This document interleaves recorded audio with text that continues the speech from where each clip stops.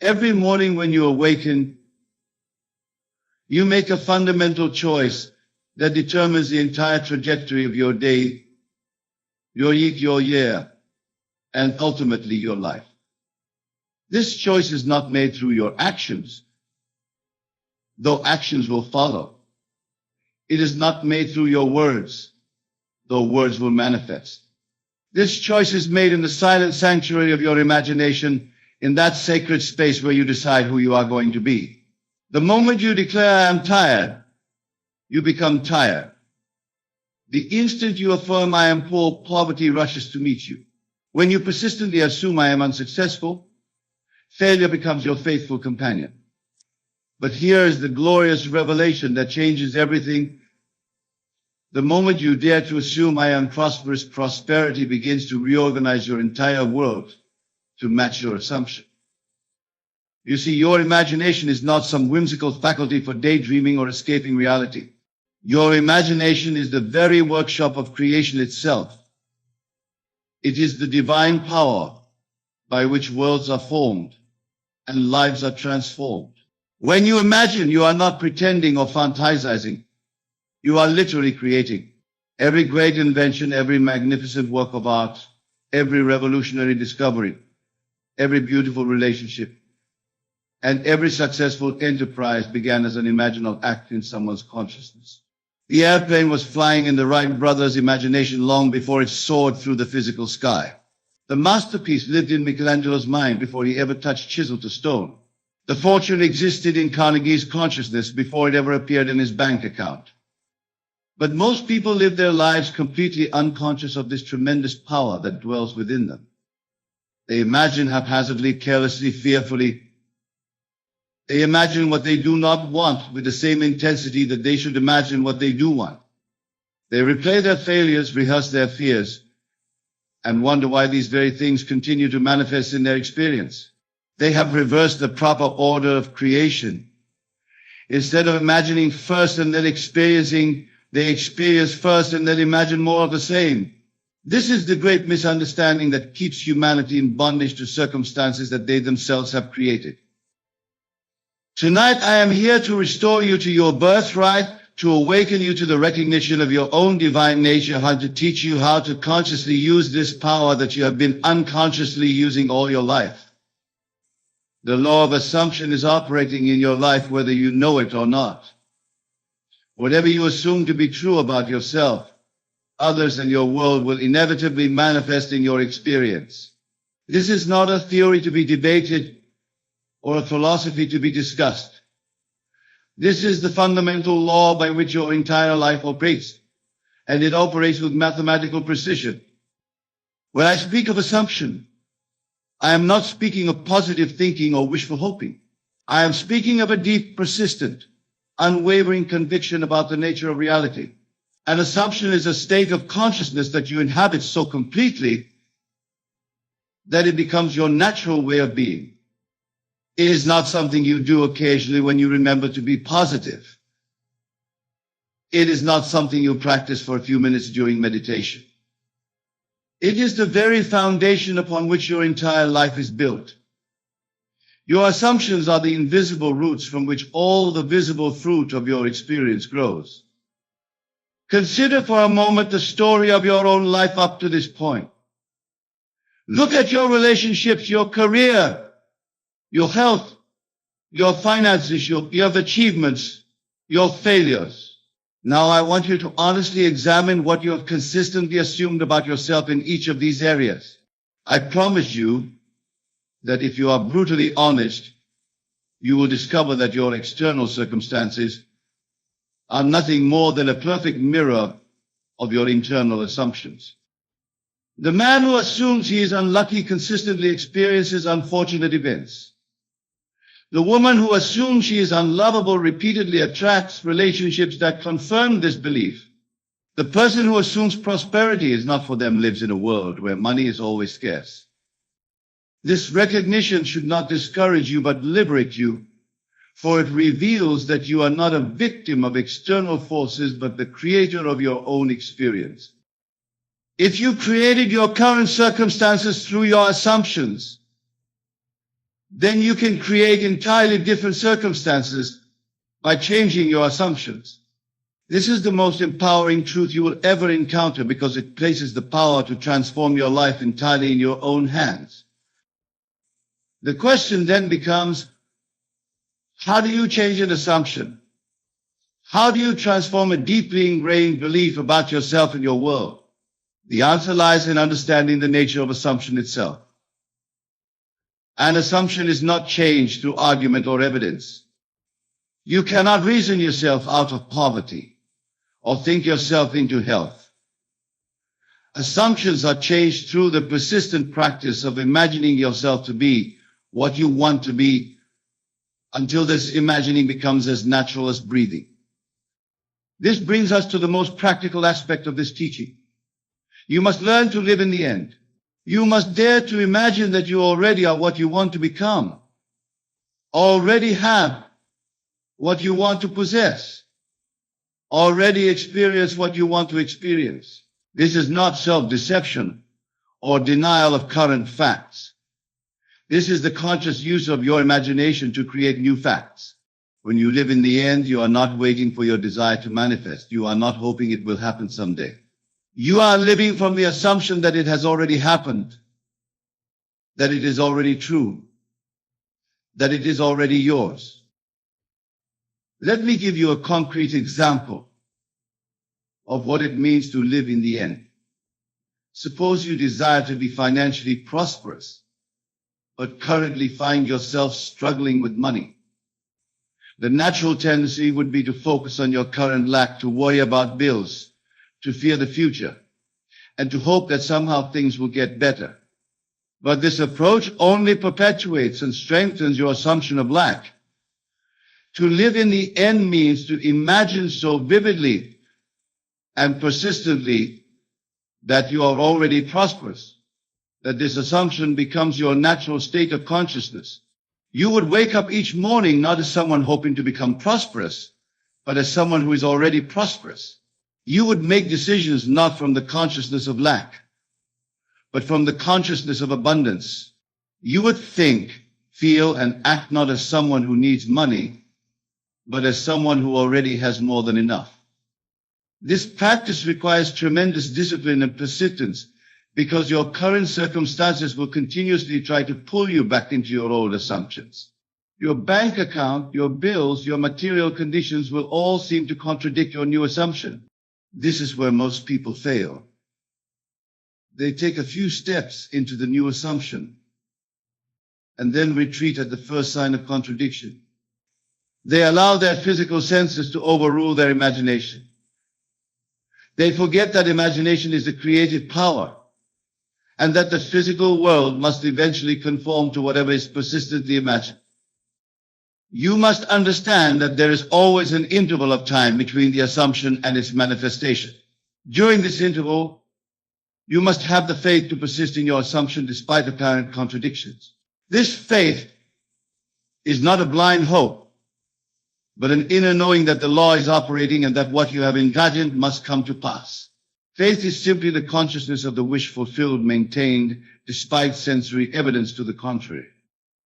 The magnificent truth that I want you to grasp tonight is that you are not bound by your past, limited by your circumstances, or restricted by the opinions of others.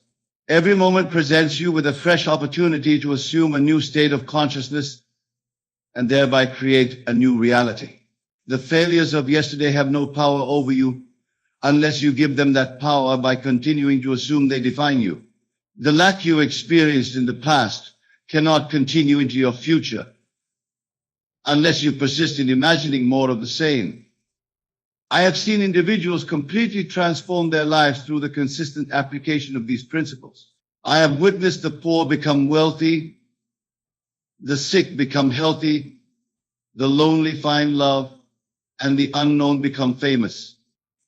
But in every case, the transformation began with a change in assumption. They stopped accepting their current circumstances as permanent and began to imagine themselves differently. They stopped being victims of their conditions and became conscious creators of their experience. The process is always the same regardless of what you want to achieve. First, you must clearly define your desire. What exactly do you want to be, to have, or to experience? These specific vague desires produce vague results. Second, you must construct a mental scene that implies the fulfillment of your desire. This scene should be simple, natural, and easily repeatable. It should be constructed in such a way that if it were physically real, it would necessarily mean that your desire had been fulfilled. Third, you must repeatedly enter into this scene in your imagination with such vividness and conviction that it feels absolutely real to you. You must see what you would see, hear what you would hear, and feel what you would feel if your desire were already a physical reality. But the most crucial element in this entire process is the feeling of the wish fulfilled. It is not enough to merely visualize. You must feel yourself to be what you want to become. You must experience the emotional satisfaction of having your desire fulfilled.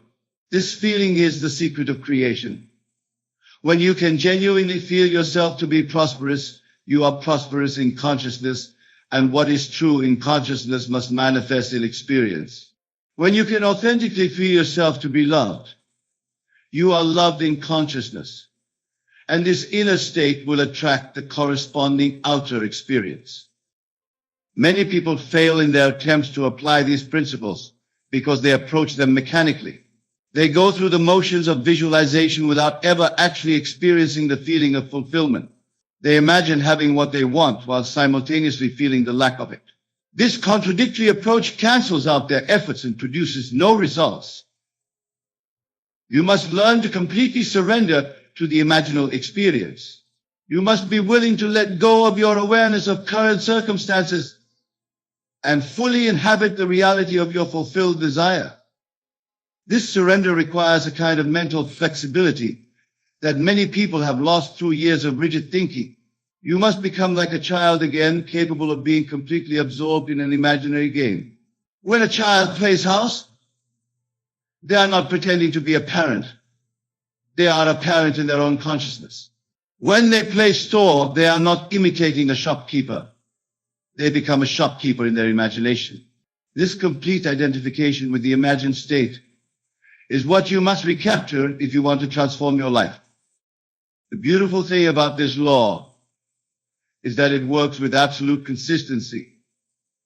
It does not discriminate based on your background, education, connections, or current circumstances.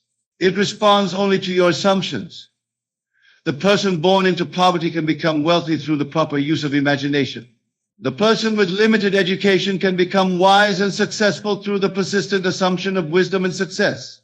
The person who has experienced only failure can achieve magnificent success by daring to assume success as their natural state. But you must be prepared for the responsibility that comes with this knowledge. Once you understand that you are the creator of your experience, you can no longer blame others for your circumstances. You cannot point to your past, your parents, your society, or your conditions as the cause of your problems. You must accept full responsibility for everything in your life because you have been creating it all through your assumptions, consciously or unconsciously. This responsibility is actually liberating because it means you have the power to change anything you do not like about your life. If you created your current circumstances through assumption, you can create different circumstances through new assumptions. The key is consistency and persistence. You must be willing to persist in your new assumption long enough for it to harden into fact. Most people give up too quickly. They try the law for a few days or weeks and then abandon it when they do not see immediate results. They do not understand that assumptions, like seeds, require time to germinate and grow into visible manifestations. The farmer who plants corn does not expect to harvest it the next day. He waters the ground, trusts the process, and waits for the natural unfolding of his crop. You must approach your assumptions with the same patience and persistence. During the period between assumption and manifestation, you must maintain your inner conviction regardless of external appearances. This is the test of your faith and the measure of your understanding. Anyone can believe when everything is going well and circumstances support their beliefs. But the true student of this law learns to maintain their assumption even when everything seems to contradict it. This is the difference between those who succeed and those who fail. Let me tell you about the nature of resistance that you will inevitably encounter. When you begin to assume a new state of consciousness, your old beliefs will not surrender without a fight. They have been with you for years, perhaps decades, and they consider themselves to be the truth about you. They will try to reassert themselves through doubt, fear, and external circumstances that seem to confirm your old assumptions. This resistance is actually a sign that you are making progress, not a reason to give up. Think of it this way. If you have been assuming poverty for 20 years, this assumption has had time to crystallize into seemingly solid circumstances. You have unconsciously attracted people, situations, and conditions that confirm your belief in lack. When you begin to assume prosperity, you are not just changing a thought. You are beginning to dissolve an entire structure of beliefs and circumstances that supported your old assumption. This dissolution takes time, and during this process, you may experience what appears to be increased difficulty or challenge. This is the old assumption making its final stand before it gives way to the new. The secret during this period is to remain loyal to your new assumption. Do not let temporary setbacks convince you that the law does not work. Do not allow present circumstances to pull you back into your old way of thinking. Remember that circumstances are effects, not causes. They are shadows cast by your consciousness. And as you change your consciousness, the shadows must eventually change as well. One of the most profound aspects of this teaching is the recognition that everyone in your life is playing a part in the drama of your assumptions. The people who seem to help you or hinder you, who love you or oppose you, are all responding to the assumptions you hold about yourself and about them. Change your assumptions about yourself, and you will find that people begin to treat you differently. Assume that you are worthy of respect, and people will respect you. Assume that you are lovable, and you will attract love. Assume that you are successful, and opportunities will present themselves. This does not mean that you can control others directly through assumptions. You cannot make specific individuals behave in specific ways against their will. But you can definitely change the way people respond to you by changing your own assumptions about yourself and your relationships. When you assume that you are worthy of love, you naturally behave in ways that inspire love in others. When you assume that you are deserving of success, you unconsciously take actions that lead to successful outcomes.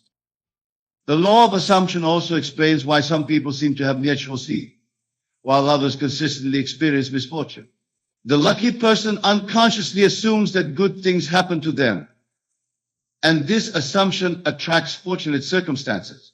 The unlucky person assumes that they are prone to problems and difficulties, and this assumption magnetizes his challenging experiences.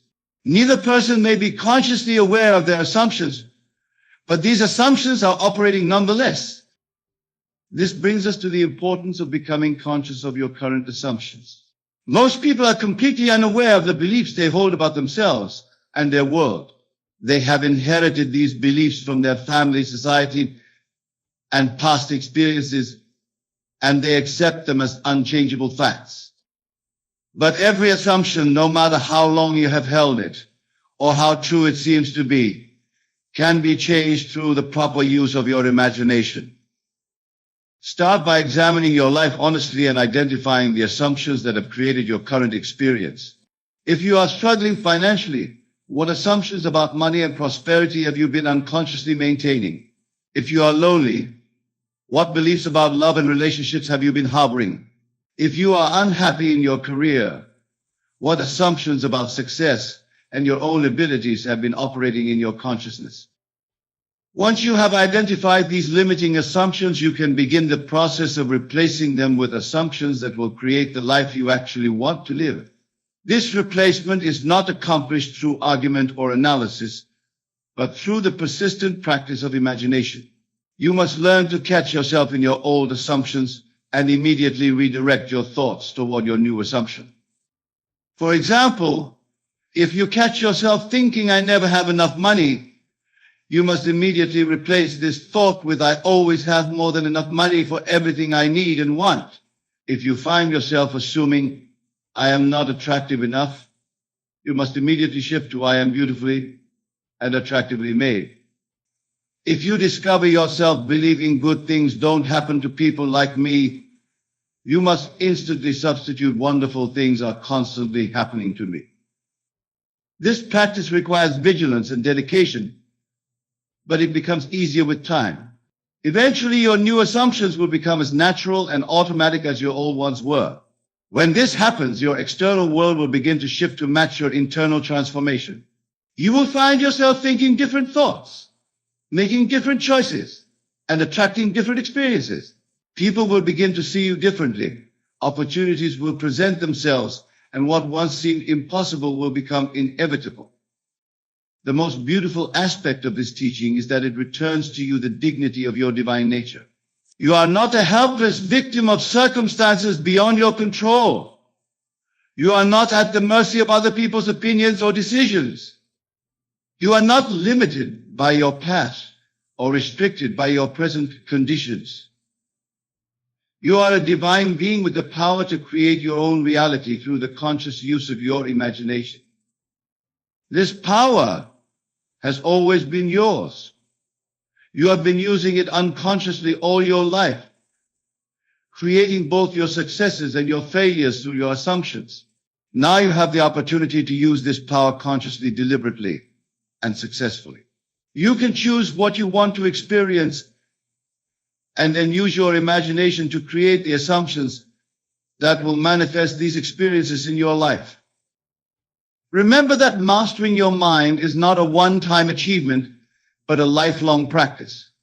Every day presents new opportunities to choose who you will be and what you will experience. Every moment offers you the chance to assume a new and better state of consciousness. The person you were yesterday does not have to be the person you are today. And the person you are today does not have to be the person you become tomorrow. You have within you right now everything you need to transform your life completely. You have an imagination capable of creating any reality you can conceive. You have the power to assume any state of consciousness you choose. You have the ability to live in the end of any desire you hold. The only question is whether you will use these powers consciously and persistently. I challenge you tonight to stop accepting your current circumstances as permanent. Stop believing that you are limited by your past, your background, your resources, or your connections. Stop waiting for someone else to give you permission to become who you want to be or to grant you what you want to have. The only permission you need comes from your own consciousness. And you can give yourself that permission right now. Choose to master your mind starting tonight. Choose to become conscious of your assumptions and to deliberately create new ones that will produce the life you truly desire. Choose to live in the end of your fulfilled desires rather than in the consciousness of lack or limitation. Choose to persist in your new assumptions regardless of present circumstances or apparent contradictions. You are what you choose to become. This is not merely an inspiring slogan, but the fundamental law of your being. You have been proving this law throughout your entire life, and now you have the opportunity to prove it consciously and constructively. Your imagination is waiting for your direction. Your consciousness is ready to assume any state you choose. Your life is prepared to transform in accordance with your new assumptions. The time for excuses has passed. The moment for transformation has arrived. You now know the truth about your own divine nature and creative power. You understand how the law of assumption operates and how to use it to manifest your desires. You have been given the keys to the kingdom of your own consciousness. The only question that remains is what you will choose to do with this knowledge. Will you continue to live unconsciously, allowing random assumptions to create random experiences in your life? Or will you step into the fullness of your creative power and begin to consciously direct your imagination toward the creation of a life that thrills and satisfies you. The choice is yours, and you must make it now. For even choosing not to choose is itself a choice that will create its own consequences in your experience. I am here tonight to tell you that you can have the life you want. You can be the person you have always dreamed of becoming. You can experience the love, success, prosperity, health, and happiness that you desire. But you cannot have these things while continuing to assume that you cannot have them. You must be willing to let go of your old assumptions about limitation and embrace new assumptions about your unlimited potential. This transformation begins in your imagination and spreads outward into every aspect of your life. It starts with a decision to assume that you are already what you want to become, and then to persist in this assumption until it becomes your natural state of consciousness.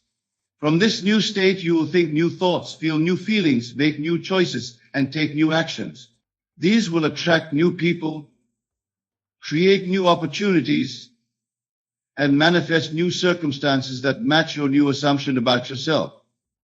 The law is perfect, and it is operating right now as I speak these words. Your consciousness is creating your tomorrow through the assumptions you hold tonight. What will you choose to assume? What will you dare to imagine about yourself and your future? What reality will you create through the divine power of your own imagination? You are the master of your mind, the creator of your experience, and the author of your own story. You are what you choose to become, and the power to choose is always in your hands. Use it wisely. Use it consciously. Use it persistently. Use it now. Your transformed life is waiting for you to assume into existence. Many of you come here night after night, seeking that which you believe is outside of yourself. You seek techniques, methods, and formulas to manifest your desires. Yet I tell you, the greatest technique ever revealed to man is the technique of silence. Not a silence imposed from without, but a silence that rises from within, when the mind becomes aware of itself as the only reality. In the beginning was the Word, and the Word was with God, and the Word was God. This logos is your own wonderful human imagination. It is the God in you that has been speaking worlds into being from the foundation of time. And this God, this divine creative power, operates most effectively in the silence of your own consciousness. When the human mind is noisy with the chatter of doubt, fear, and limitation, the voice of God, which is your own inner voice, cannot be heard. It is drowned out by the tumult of your surface thinking. But when you learn to still these outer waves of thought, to quiet the mind to its very depths, then you begin to hear that still, small voice that speaks with the authority of the universe. I tell you, God is not interested in your endless affirmations and your constant speaking. God wants you to be silent. For it is in silence that revelation comes. It is in silence that the seed of your desire takes root in the fertile soil of consciousness. It is in silence that the invisible becomes visible and the unmanifest becomes manifest. Now let me share with you a principle that has transformed countless lives, including my own. The principle is this: your consciousness is the one and only reality. Everything that now exists in your world was once only an idea in your consciousness. It had no reality outside of your awareness of it. And everything that will ever exist in your world must first be an idea, a seed planted in the rich soil of your consciousness. But here is the secret that few understand. This seed must be planted in silence. Just as a farmer does not dig up his seeds every day to see if they are growing. You must not constantly disturb your mental seeds with doubt, anxiety, and endless chatter. You must plant them in the silence of absolute faith and leave them to the perfect law that governs all creation. I have told you time and again that imagination creates reality. But tonight I wish to emphasize that imagination works most powerfully in the silence of complete acceptance. When you can be still and know, truly know, that your imagination is God, then you have discovered the secret of secrets. The Bible tells us that on the seventh day, God rested from all his work. This seventh day is not a period of time, but a state of consciousness. It is that state of silent knowing, of complete mental rest, where you no longer labor to make your desires come to pass, because you know they are already yours in the invisible realm of causation. Let me illustrate this principle with a simple example from my own experience. Many years ago, I desired to travel to Barbados to visit my family, but I had no money for the journey. Instead of fretting and struggling and talking endlessly about my problem, I entered the silence. In that silence, I constructed a scene that implied my wish was fulfilled. I imagined myself walking up the gangplank, feeling the rolled up ship's papers in my pocket, smelling the salt air, and hearing the voices of my family welcoming me home. I did not do this once and then spend my days worrying about how it would happen. No, I entered the silence night after night, dwelling in the feeling of the wish fulfilled, until that feeling became more real to me than my physical surroundings. And then, through a series of events that no one could have planned or predicted, the means to make the journey materialized in my world. But it came not through my effort or my planning, but through the effortless working of the law that operates in the silence of complete faith. You see, the outer world is nothing more than the outpicturing of your inner conversations. Your mental conversations are far more powerful than your spoken words.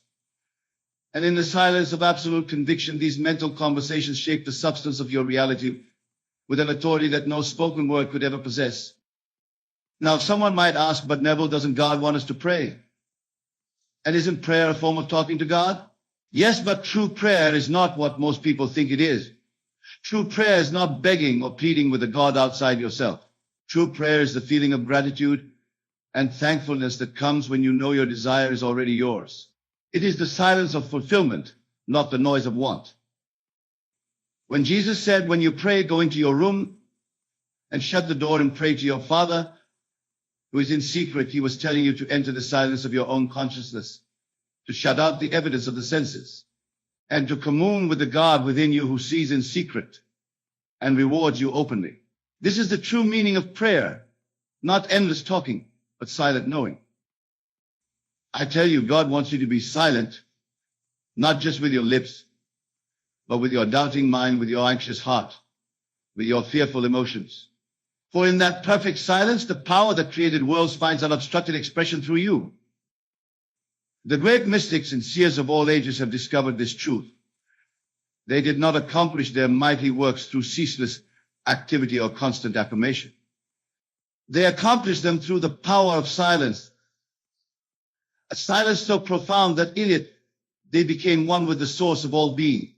And in that oneness, they discovered they could speak with the authority of God himself, and the elements of nature would obey. Now let us go deeper into this mystery of silence. There are different levels of silence, just as there are different levels of consciousness.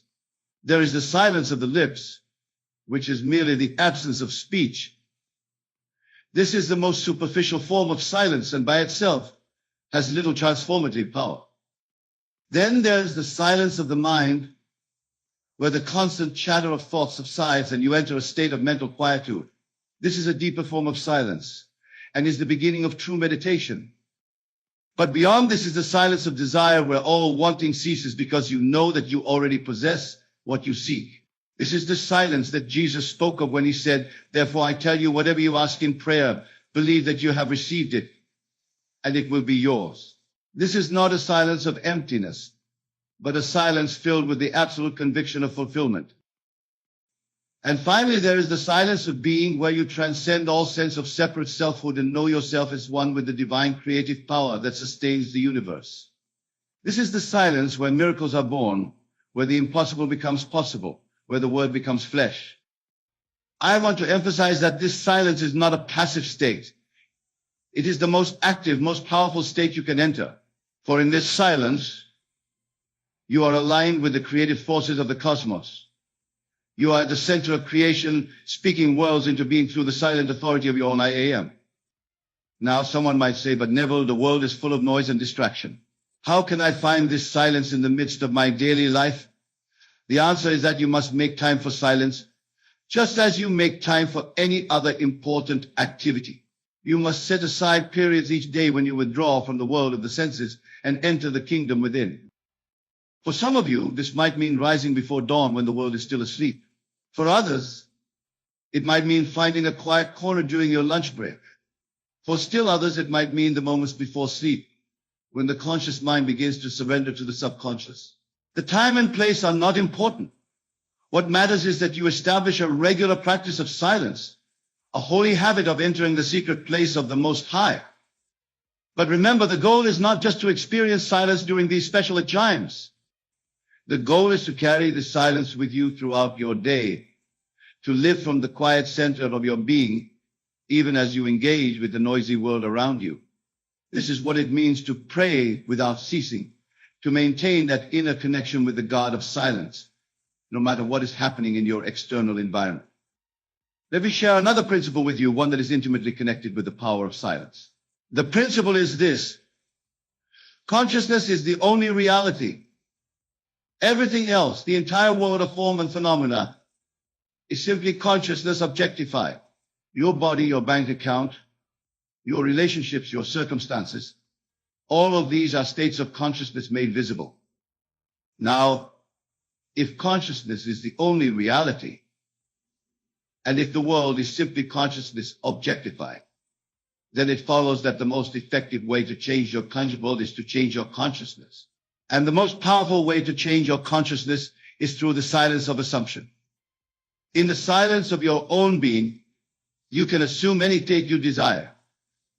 You can feel yourself to be the person you wish to be, to have the things you wish to have, to experience the circumstances you wish to experience.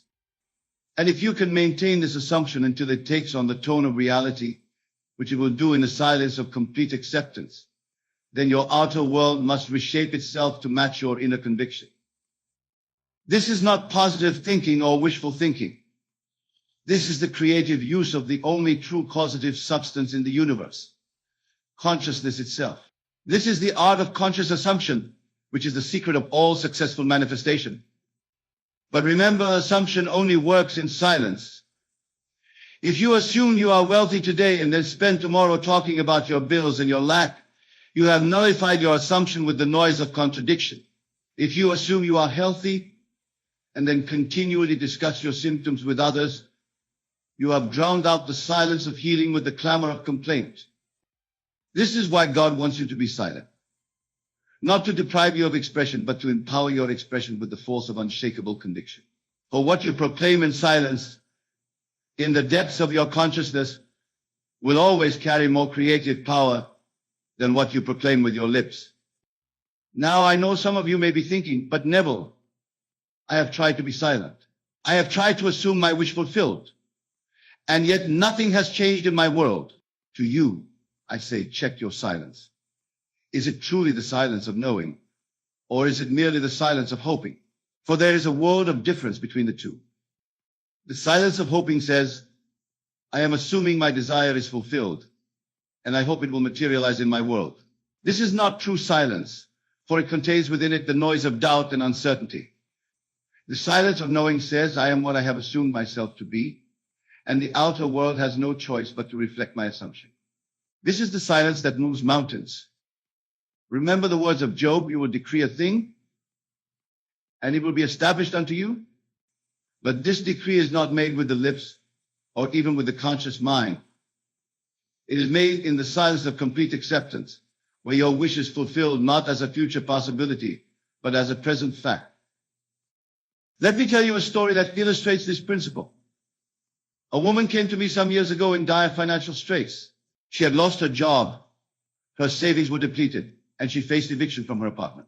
She had tried everything, applying for jobs, borrowing from friends, even praying in the conventional sense, but nothing had worked.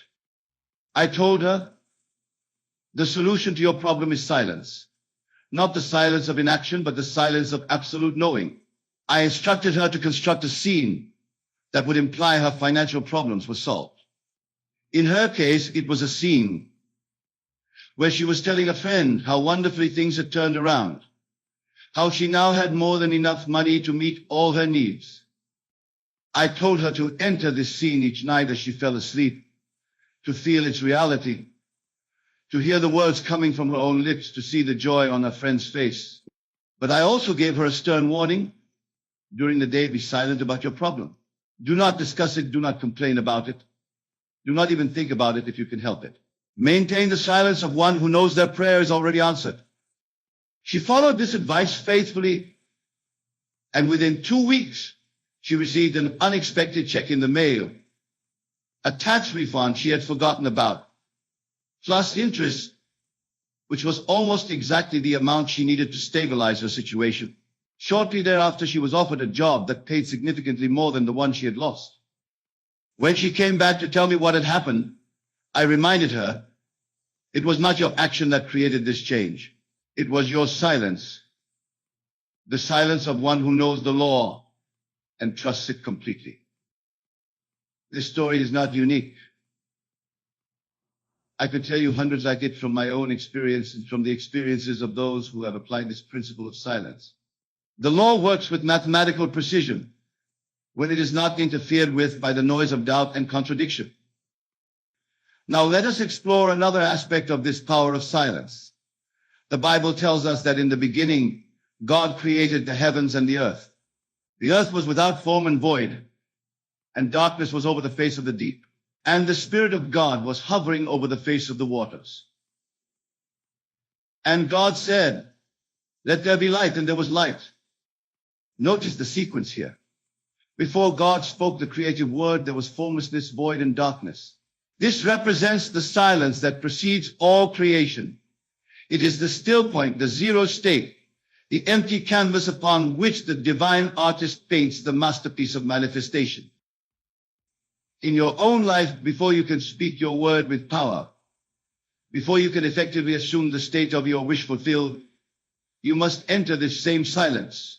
You must become empty of all preconceptions, free of all anxiety about results, void of all attachment to methods and means.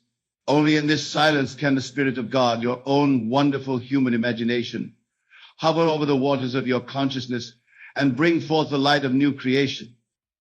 This is why meditation, contemplation, and all forms of mental stillness have been practiced by the wise throughout the ages. They understood that silence is not just the absence of noise, but the presence of unlimited potential. They knew that in silence, the finite mind makes contact with the infinite mind, and in that contact, all things become possible. I tell you, God wants you to be silent because it is only in silence that you can hear the voice of God. And the voice of God is not some external authority telling you what to do. The voice of God is the still small voice within you that says, I am. It is the voice of your own divine identity, your own unconditioned awareness, speaking with the authority of the universe itself. When you say, I am, and really feel the depth and power of those words, you are speaking as God. For I am is the name of God, the only name by which the absolute reveals itself in the relative world. And when you add to I am any quality, characteristic, or condition, you are determining the form that the formless will take in your experience. If you say I am poor, or I am sick, or I am unlucky, you are using the creative power of God to manifest those very conditions in your life. But if you say I am wealthy, or I am healthy, or I am blessed, and say it in the silence of absolute conviction, you are using the same power to manifest very different conditions. But here is a subtle point that many miss. The most powerful use of I am comes not in constant affirmation, but in the silence of simply being. When you can be still and know that I am is God, when you can rest in the pure awareness of your own existence without qualification or limitation, you have discovered the creative center of the universe within yourself. From this center, you can speak worlds into being, not with the noise of many words, but with the silence of pure consciousness. For the word that creates is not the word of human language, but the wordless word of divine intention, held steady in the silence of unwavering faith. Now let us discuss a practical application of this principle of silence. Many of you come to me with specific desires for wealth, for health, for love, for success in your chosen field. And you want techniques, methods, specific steps to follow. While I have given many such techniques over the years, tonight I wish to give you the master technique, the one from which all others derive their power. The technique is this: enter the silence of your own being, and from that silence assume the feeling of your wish fulfilled. Do not ask how it will be fulfilled. Do not worry about the steps that will lead to its fulfillment. Simply enter the silence of the end, the silence of completion, the silence of the wish fulfilled. If you desire wealth, enter the silence of being wealthy. Feel the ease, the freedom, the generosity that wealth would give you. See the world through the eyes of one who is abundantly supplied in all ways. Touch the objects that wealth would enable you to touch. Hear the words that wealth would enable you to hear. Become in consciousness the wealthy individual you desire to be. But if this is crucial, do this in silence. Do not brag about your imaginal wealth. Do not tell others about the techniques you are practicing. Do not anxiously look for signs that it is working. Simply live from the silent conviction that you are now what you have imagined yourself to be, and let the outer world reshape itself accordingly. The same principle applies to any other desire. If you seek perfect health, enter the silence of being perfectly healthy. If you long for a loving relationship, enter the silence of being deeply loved.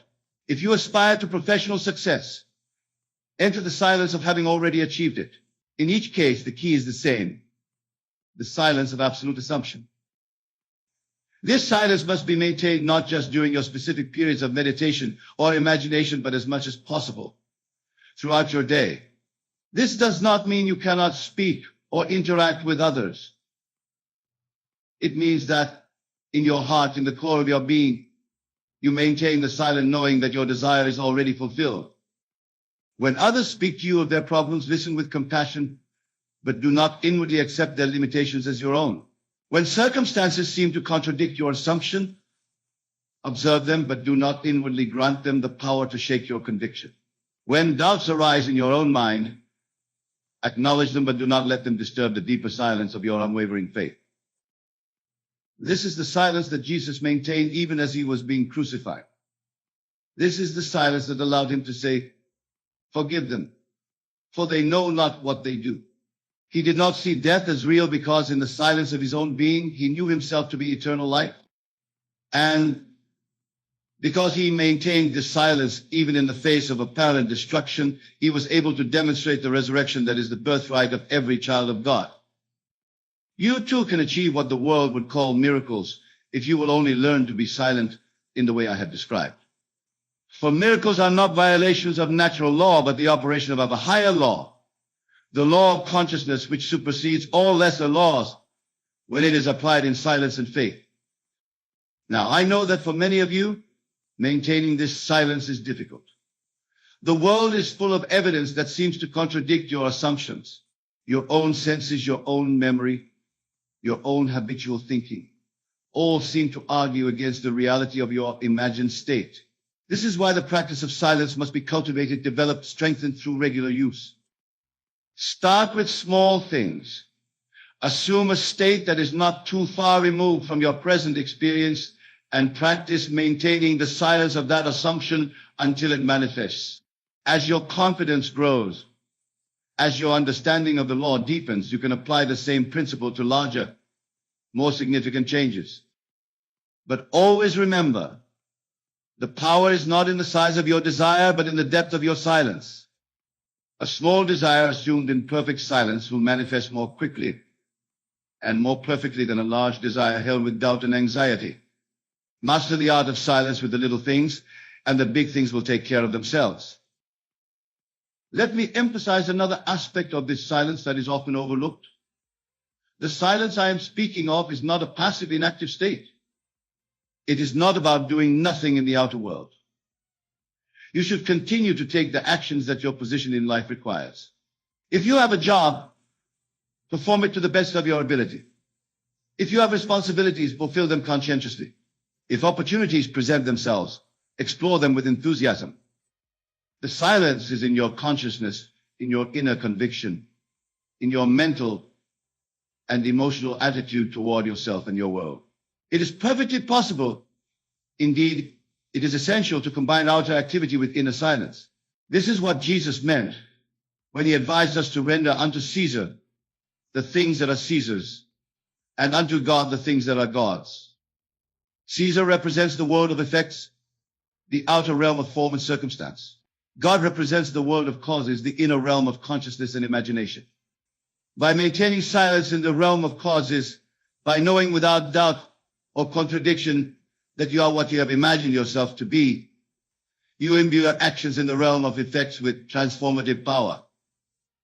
This is why two people can perform exactly the same actions and get completely different results. One acts from the noise of anxiety and limitation, while the other acts from the silence of confidence and fulfillment. Though their outer movements may be identical, the consciousness behind those movements is worlds apart, and the results reflect this difference. Now, someone might ask, but Neville, if God wants me to be silent, why do you speak? Why do you give lectures and write books? Isn't this a contradiction? The answer is that my speaking comes from silence. It is not the noise of personal opinion or intellectual speculation. It is the overflow of that deeper silence where I know myself to be one with the divine creative power. And I speak not to convince you through argument, but to awaken in you the memory of what you already know in the silence of your own being. For you see, you are God, not in some abstract metaphorical sense, but in the most literal, most immediate way possible. The I am consciousness that reads these words right now is the same I am that spoke light into existence at the dawn of creation. It is the same I am that parted the Red Sea, that stopped the sun in Gibeon, that raised the dead and healed the sick through the body of Jesus. The only difference between you and these manifestations of divine power is that they knew their true identity in the silence of absolute conviction, while you have forgotten yours in the noise of sensory evidence and social conditioning. My purpose in speaking is not to give you something you lack, but to remind you of something you already possess, the power of silence, the power of I am, the power of God himself expressing through your own wonderful human imagination. When you truly grasp this truth, not intellectually, but in the silence of your own being, you will understand why God wants you to be silent. It is not to diminish your expression, but to ensure that when you do express, you do so with the authority of one who knows they are speaking as God. For only words born in silence carry the power to create worlds. Let me share one more principle with you before we conclude tonight's discussion. The principle is this: the state of consciousness from which you view the world determines what you see and experience in the world. If you view the world from a state of lack, you will see evidence of lack everywhere. If you view it from a state of abundance, you will see evidence of abundance everywhere. The world itself does not change, but your perception of it, and consequently your experience of it, changes completely. This is why it is so important to enter the silence of the wish fulfilled. For in that silence you are the old world not as it appears to be, but as it must become to match a new state of consciousness. And since consciousness is the only reality, the world has no choice but to rearrange itself to reflect your silent assumption. Remember the words of William Blake: if the doors of perception were cleansed, everything would appear to man as it is, infinite. The silence I am speaking of cleanses the doors of perception. It removes the dust and grime of leaking beliefs, fearful projections, and past disappointments, allowing you to see the infinite potential that has always been there. In this cleansed perception, you recognize that nothing is impossible, nothing is fixed or final, nothing is beyond the reach of your silent assumption. You see that the entire universe is fluid, responsive, alive with the same consciousness that beats in your own heart and thinks in your own mind. And in this recognition, you are free to create, free to express, free to become whatever you can conceive and believe in the silence of your own being. So tonight, I urge you to practice the power of silence, not as a technique to get things, but as a way of being that naturally attracts and creates the life you desire. Enter the silence of your own consciousness, and from that silence, assume a feeling of your wish fulfilled. Maintain this assumption not through constant effort or ceaseless affirmation, but through the quiet confidence of one who knows the law and trusts it implicitly. God wants you to be silent, because in silence you are most like God. In silence you create as God creates, not through labor and struggle, but through the effortless expression of your own divine nature. In silence, you discover that you are not a helpless creature in a vast, indifferent universe, but the very source and substance of that universe, expressing itself in human form for the joy of creation. So be still and know that I am is God. Be silent and let the power that created worlds work through you to create the life you have imagined. For in the perfect silence of absolute assumption, all things are possible, and the word becomes flesh before your very eyes.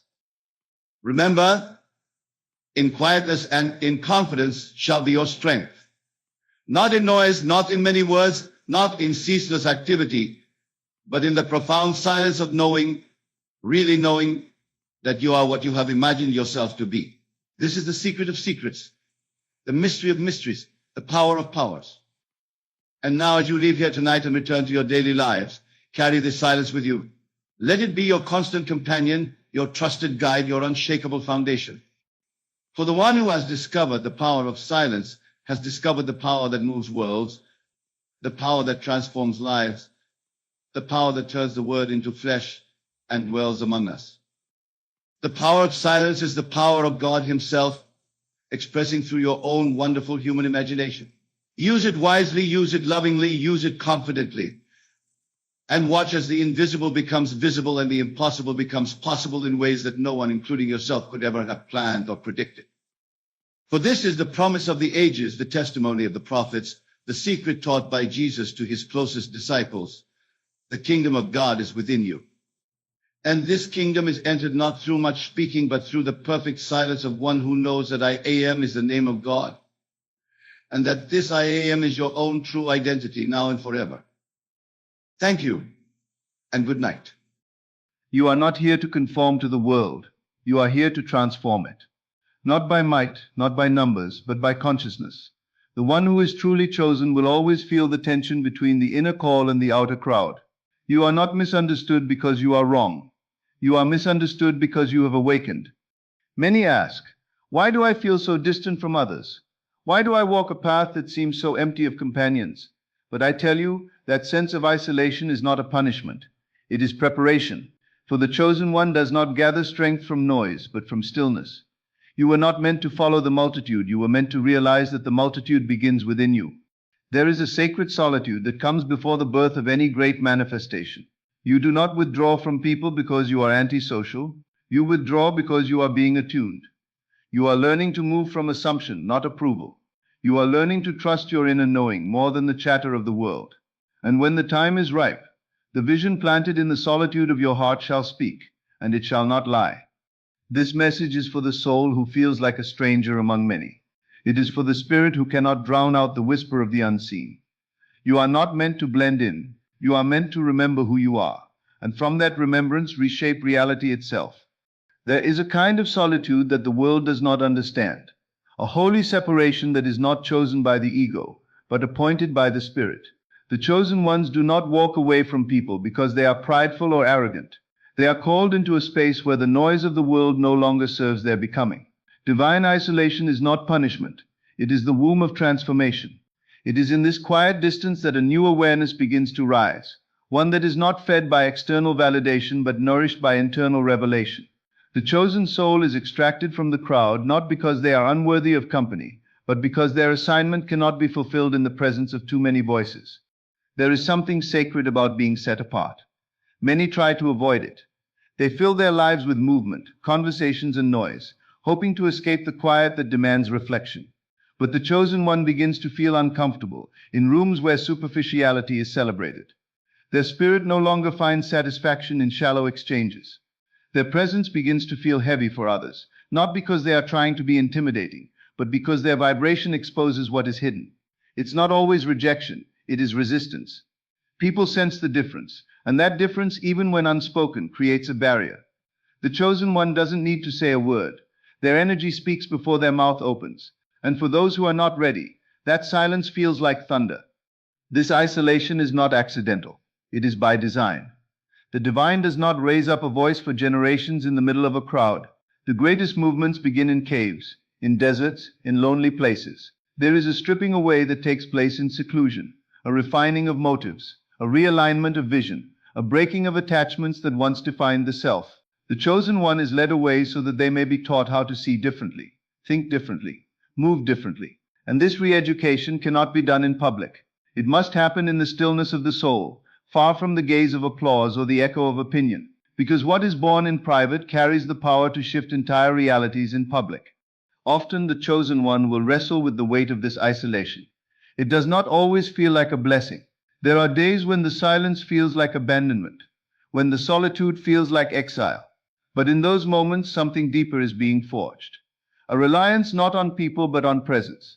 They begin to realize that they are never truly alone, that there is a nearness of the divine that only reveals itself when all other nearness disappears. This is the sacred exchange, the comfort of the crowd for the companionship of the Creator. And once this is experienced, even the idea of going back feels foreign. The chosen one begins to crave depth, not distraction.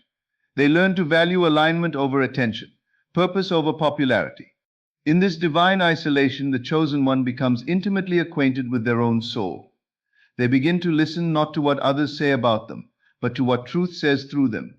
Their identity is no longer rooted in how they are perceived, but in who they are becoming. They begin to speak from a place that does not seek agreement.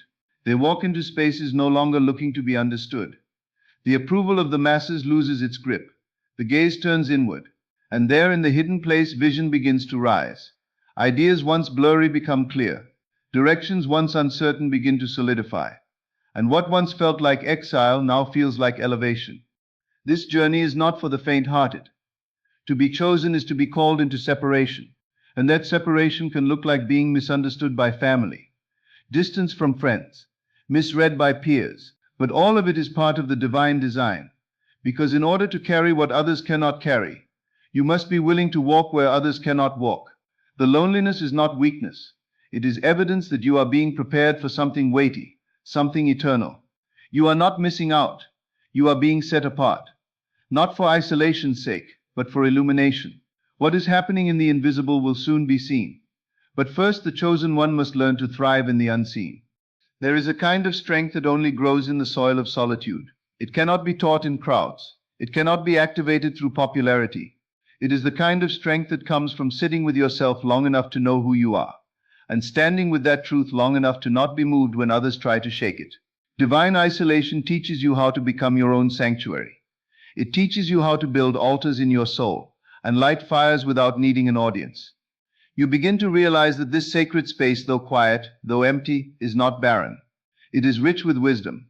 It is filled with revelation. And as you continue walking deeper into this inner wilderness, you find that every step away from the crowd is a step closer to your calling. There is a weight that comes with knowing, a heaviness that sits not on the shoulders but within the spirit. When a chosen one begins to awaken to deeper truths, their inner knowing becomes both a guide and a burden. It is not the kind of knowledge that can be shrugged off or set aside. It lingers. It speaks even when silence is chosen. It stirs in moments of stillness and whispers in dreams. This knowing is not acquired through books or borrowed from voices of authority. It is revealed, uncovered like a treasure hidden beneath layers of life experience, pain, divine encounter, and reflection. And once it has been revealed, it cannot be ignored. The chosen one carries this awareness like a seed planted in their soul, growing, stretching, pulling them out of comfort and into calling. There is a loneliness in carrying what others cannot yet see. The chosen one walks through life with the ache of vision. They sense things before they unfold. They recognize patterns in people's words and behaviors that others miss. They hear the quiet cries behind loud laughter. They discern motive wrapped in charm. They feel the spiritual climate of a room the moment they walk in.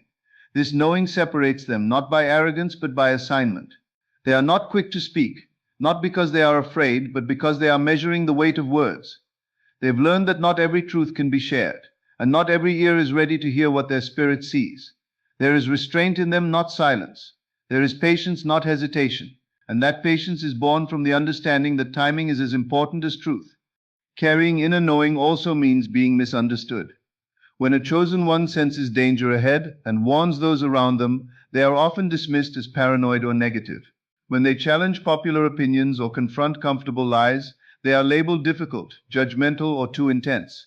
The world is not always ready for truth, especially when it disrupts the illusions people have grown attached to. And yet the chosen one cannot help but feel the pull to stand for what they see. even when it costs them acceptance. This wait is not about being right.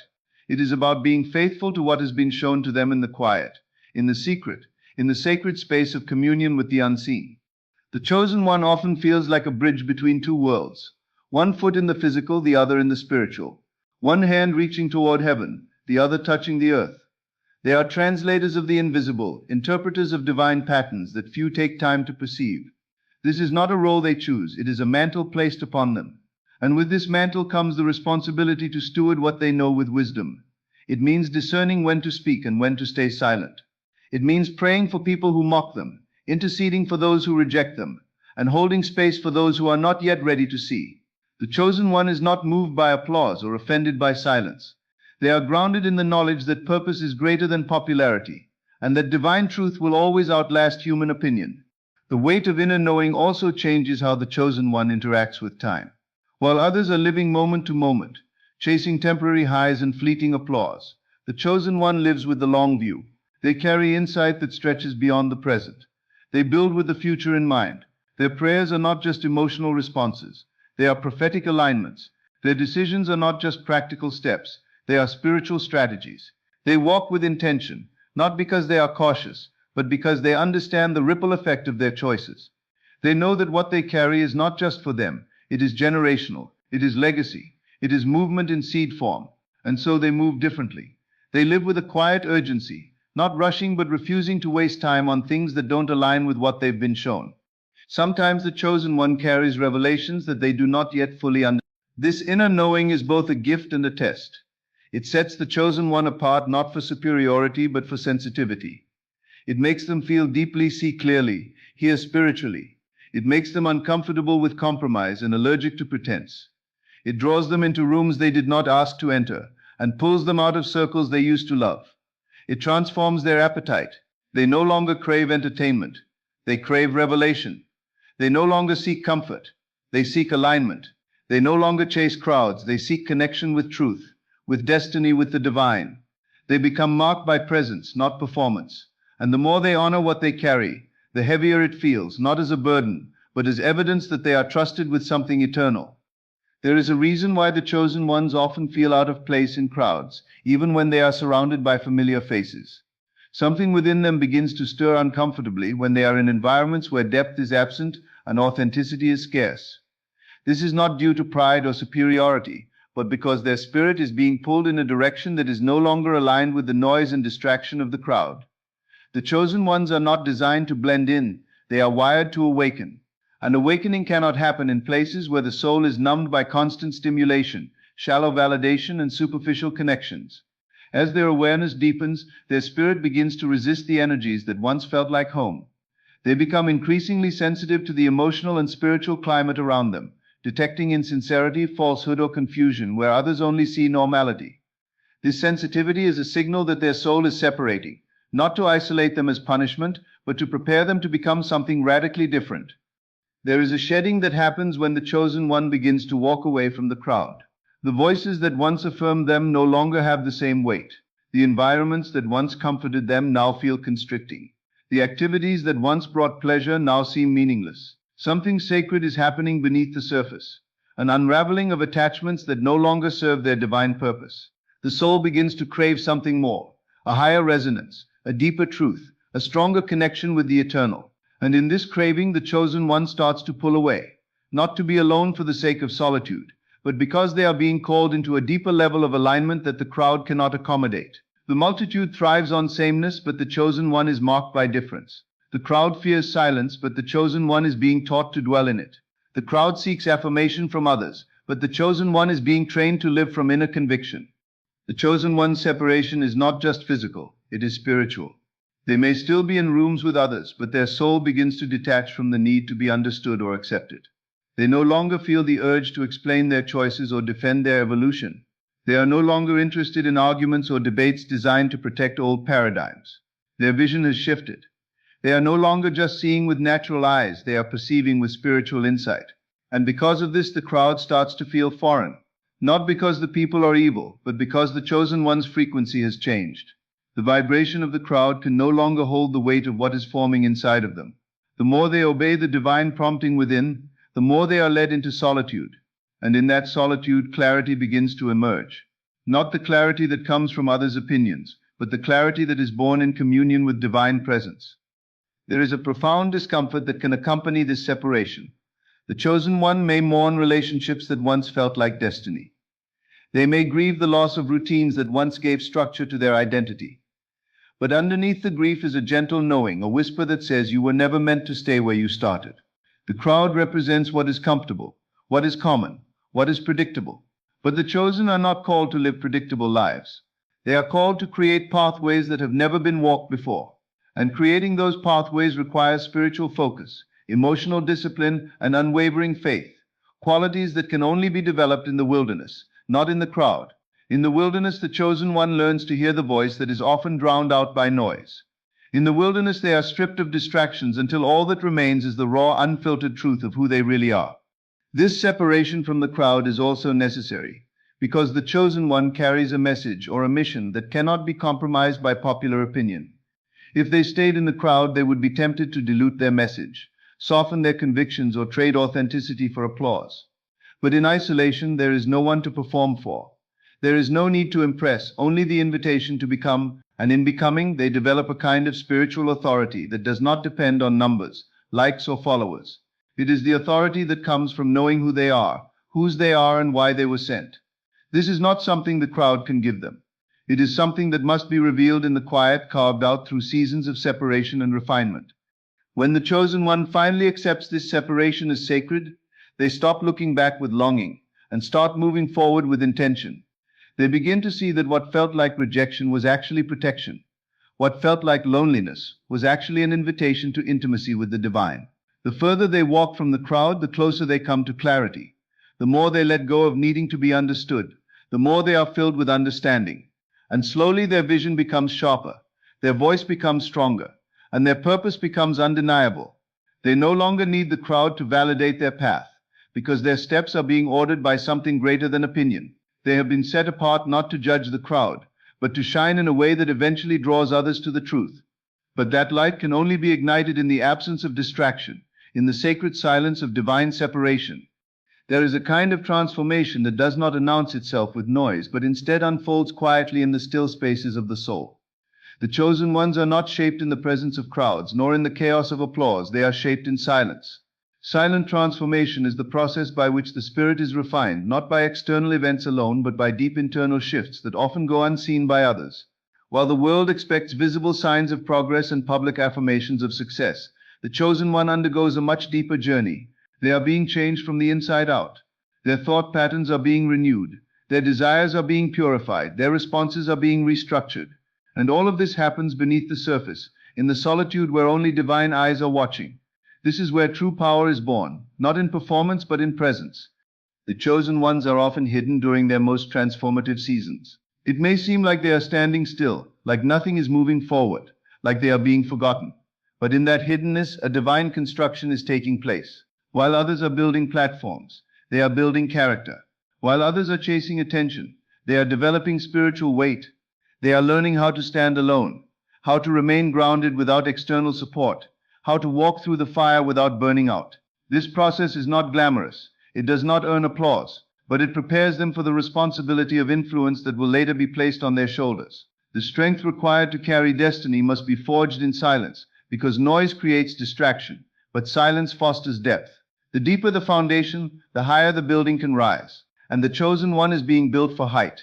Silent transformation also teaches the chosen one how to detach from false identities. In the crowd, it's easy to wear masks. It's easy to perform, to become who others need you to be, to speak in ways that earn approval. But in the silence, there is nowhere to hide. The masks begin to fall off. The ego begins to weaken. The layers of pride, fear, insecurity, and people-pleasing begin to crumble. And what is left is the raw, unedited self, the one the divine has known all along. It is in this place of inner honesty that the real work begins. Healing takes place. Forgiveness becomes real. The chosen one begins to confront wounds they had buried, beliefs they had accepted, and lies they had lived by. And slowly they begin to rewrite the narrative of their life, not based on trauma or past failure, but based on truth and divine alignment. This is not a momentary shift. It is a deep reprogramming of the soul. The world often looks for outward signs of transformation. New jobs, new titles, new relationships. But silent transformation is not about what changes around you. It's about what changes within you. It's about the bitterness that turns into peace, the fear that gives way to boldness, the confusion that is replaced by clarity. It's about how the chosen one begins to respond differently to the same situations. Where there was once anger, there is now patience. Where there was once desperation, there is now surrender. These shifts are not always visible to others, but they are undeniable to the one experiencing them. And over time, these quiet changes begin to build a new reality. The chosen one starts to attract different people, different opportunities, different spiritual assignments, not because they tried to change the outside, but because they allowed the inside to be renewed. This kind of transformation also comes with a cost. It requires the chosen one to let go of familiar comfort zones, to walk away from relationships that no longer reflect their truth, to say no to opportunities that don't align with their purpose. It requires courage to trust what is unseen, and patience to endure what is uncomfortable. There are moments when the process feels endless, when the silence feels suffocating, when the path feels unclear. But even in those moments, the chosen one is being refined. They are learning how to be still and know. They are learning that growth does not need to be loud to be real. They are discovering that the most powerful changes are often the ones no one else sees until the fruit begins to manifest. This silent transformation also becomes the soil for divine wisdom. In the absence of external voices, the chosen one learns to listen to the inner voice, the whisper of intuition, the nudge of divine guidance, the quiet pull toward destiny. They are no longer reactive to circumstances because they are being trained to live from within. This is how discernment sharpens. This is how the chosen one learns to distinguish between what is urgent and what is important, what is noise and what is truth, what is emotional and what is eternal. These are the lessons that cannot be taught in crowds because crowds often echo each other. But silence forces the soul to listen deeply. It removes distractions and reveals what has always been present but buried under layers of mental clutter and emotional debris. As the chosen one continues to walk through this process, they begin to realize that they are not the same person they once were. Without anyone noticing, they have become more grounded, more whole, more attuned to their divine assignment. Their energy shifts, their presence becomes more potent, and though they may not always be able to articulate what has happened, others begin to feel the difference. It is not what they say, it's how they show up. It is not the volume of their voice, it's the weight of their spirit. And all of this is the fruit of a transformation that was born in silence, shaped by solitude, and sustained by surrender. There is an intensity to the spiritual energy carried by the chosen ones that does not always fit into ordinary spaces. They walk with a frequency that often disrupts the environments they enter, not because they seek attention, but because their very presence carries something uncommon. This energy is not aggressive, but it is deeply potent. It's the result of divine encounters, of being refined through pain, tested through seasons of isolation, and molded by revelation. The chosen one does not carry mere charisma. They carry a divine charge, a vibration that can shift the atmosphere, unsettle the dormant, and irritate the spirits that dwell in comfort and deception. This is why they often find themselves misunderstood, avoided, or even resisted by those who cannot discern what they carry.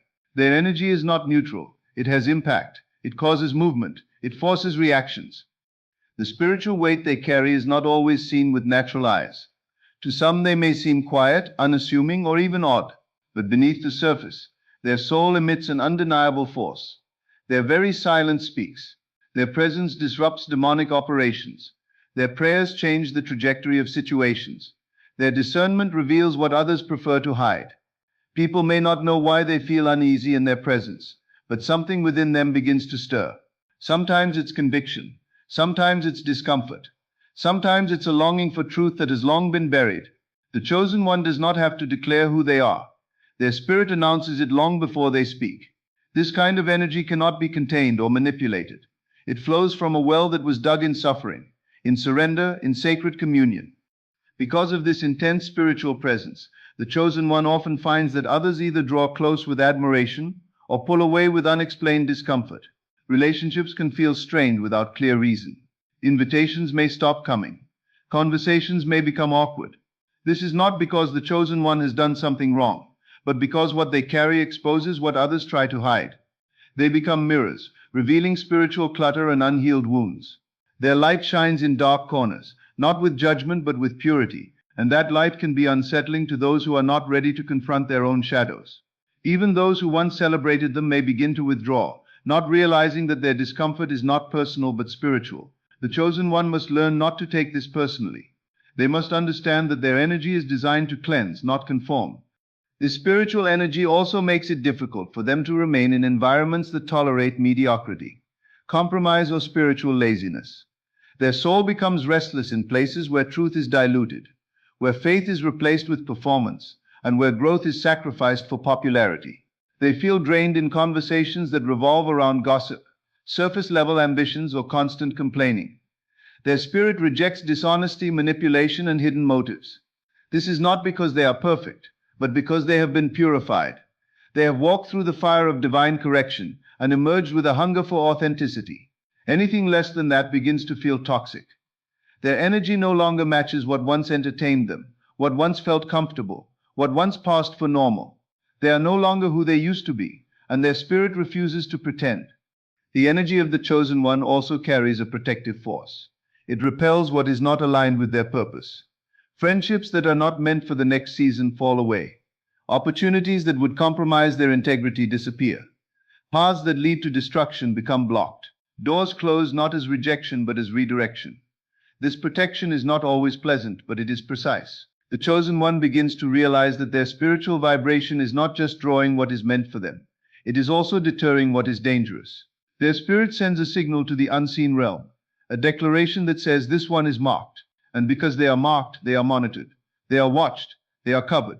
The divine does not allow them to linger in places that would dull their light, delay their calling, or damage their soul. This energy also carries authority. The chosen one may not always realize it, but when they speak, things shift. When they pray, things break. When they worship, atmospheres change. They do not always feel powerful, but power flows through them. It is not a power of domination. It is a power of alignment. When they speak what heaven is saying, their words carry weight. When they move in obedience, their steps cause ripple effects. When they lay hands, healing begins. This authority was not earned through titles, positions, or platforms. It was birthed through obedience in the wilderness, trust in the silence, and faith in the unseen. The world may overlook them, but the spirit realm knows them. Heaven responds to them. Hell fears them, not because of who they are in the flesh, but because of what they carry in their spirit. They must be careful, though, not to misuse this energy.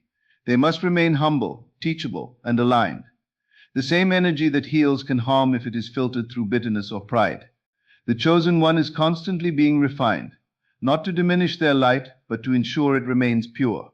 They must steward their energy with wisdom, understanding that not every room deserves their presence, not every battle requires their involvement, not every conversation needs their voice. They are not called to be everywhere, because their energy is sacred. It is meant to be poured where it will produce fruit, not where it will be drained or wasted. They are walking vessels of divine power, and every step they take is a step charged with purpose. There is a sacred timing on the life of the chosen one that does not follow the world's clock. While others may seem to rise quickly, gaining recognition, influence, or material success with little resistance, the chosen one often feels as though their progress is delayed, their visibility hidden, and their path unusually difficult.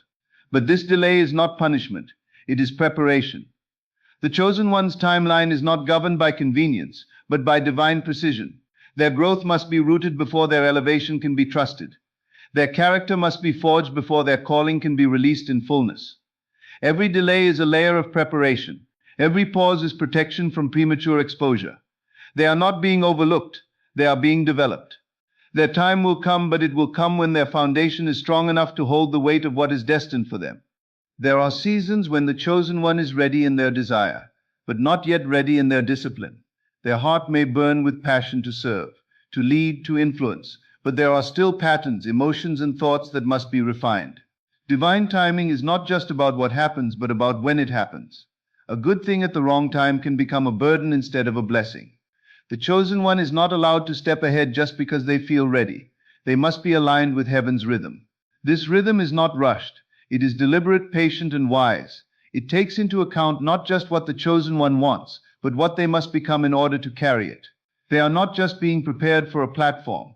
They are being prepared for impact. And that kind of preparation takes time.